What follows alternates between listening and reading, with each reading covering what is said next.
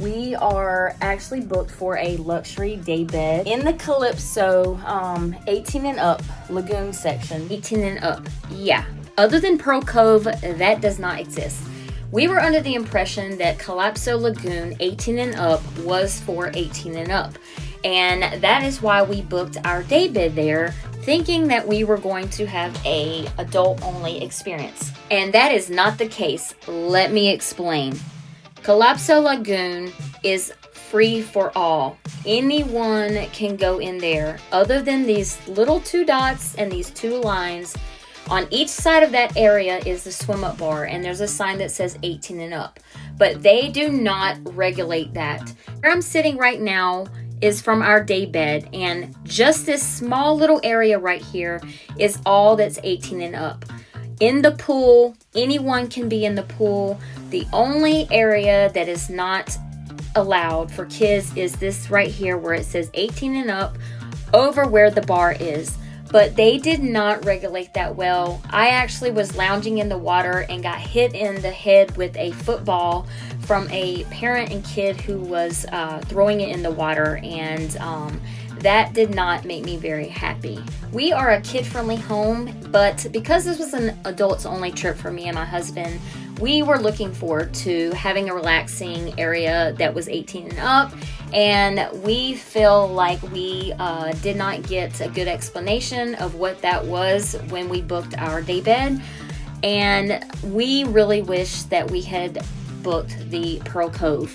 For anyone that's going on a trip and you truly are looking for a 18 and up experience, I highly, highly, highly recommend that you book the Pearl Cove. I heard nothing but good things about it. I heard that people were able to relax and enjoy themselves in a quiet atmosphere, and be around other adults without a bunch of splashing and being hit. So I would highly recommend that if that is what you want your experience to be. So we're now headed to the Calypso Lagoon 18 and up side of the lagoon. If you're interested in that, I will forewarn you that it is not 18 and up. If you're still interested, then come check out our experience in the Calypso Lagoon Daybed in the 18 and up area. So first impression of checking in for the Daybed, one of the things that we really appreciated was that they actually walk you over to your daybed, and I really like that they do that because we have actually been on other islands before and had things reserved, and we walked over to the place that we were supposed to be, and there was other people sitting there, and that can cause some friction and confusion that is just very unnecessary. And so the fact that they do that, it keeps those things from happening, because if someone else was over there already, they would let them know that they're not supposed to be there without us having to do that. So I was very impressed with the fact that they walk over, they will make sure that you're comfortable. They asked us if they wanted the curtains open or if we wanted them closed, and they also send a bartender over. So someone came over not long after we got over there, and we enjoyed this part of the experience for sure.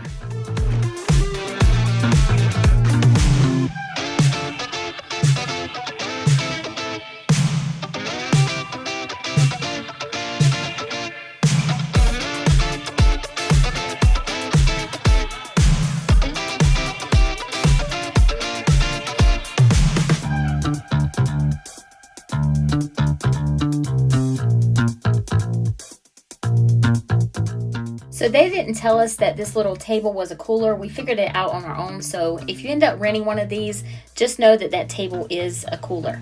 Also, these beds were pretty diverse in the way that you could adjust them, so it made it very convenient. And they were also super easy to adjust, so you weren't going to be struggling with trying to get them all the way up and all the way down. They were very, very easy to use. Or you can adjust it so that it's all the way back. That way you can lay down and take a little nap.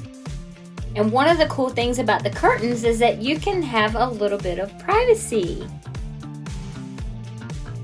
Just don't be doing no funny business in there. So even though the daybed says it's for 2 people for the price, they give you these 2 chairs in front of the daybed as well. So I don't know how strict they're gonna be if you have 4 people in there, but just to let you know, there are extra seating that comes along with the daybed.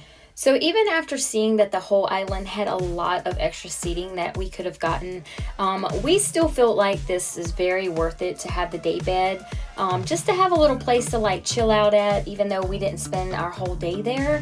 And even though this was not an 18 and up as we had anticipated, we still actually enjoyed ourselves despite that. So we really enjoyed hanging out at the pool. We did that for quite some time. I was very upset when I got hit with a ball. Someone was out there throwing a football and hit me in the head, as I said earlier.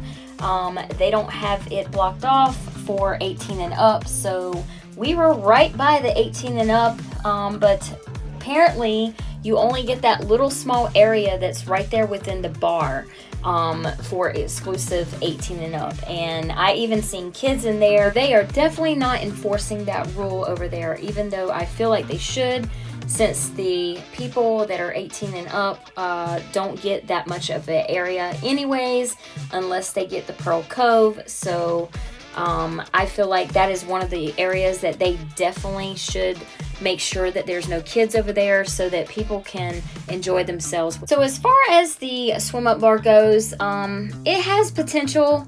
I see that it could actually end up being a really nice place and hang out for the adults 18 and up. Although they have these little stools that you could sit in the water, the bar seemed pretty crowded, and if you could get a stool. The unfortunate thing is there was a huge bee problem there, and there was bees everywhere. One was even on my husband at one point, looking like it was trying to dance to some music, and they were just everywhere. I understand because of the sweetness that they were after it, but it wasn't just here. They were kind of all over the resort. When we went to go sit down to eat, they were trying to attack like our food, and multiple times they were landing on our drinks, and some of them even ended up in our drinks.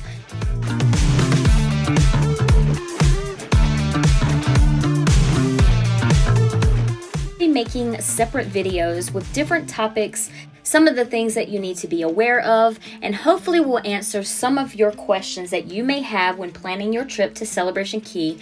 That will be within those videos. And hit that notifications bell so that when those videos come out, you'll get that notification. I really hope that this has been some valuable information for anyone going on a cruise or has been on a cruise and is always looking to learn something new. And be sure to check out some of my other videos so that it could maybe help you with your cruise planning for other tips. And I'd love to gain you as a new subscriber to the channel. So come along with us as we share glimpses into our life's journey with you, to help with ideas to plan your next adventure. If you found any of my videos or helpful tips useful, please do me a favor and like, share, and subscribe to the channel.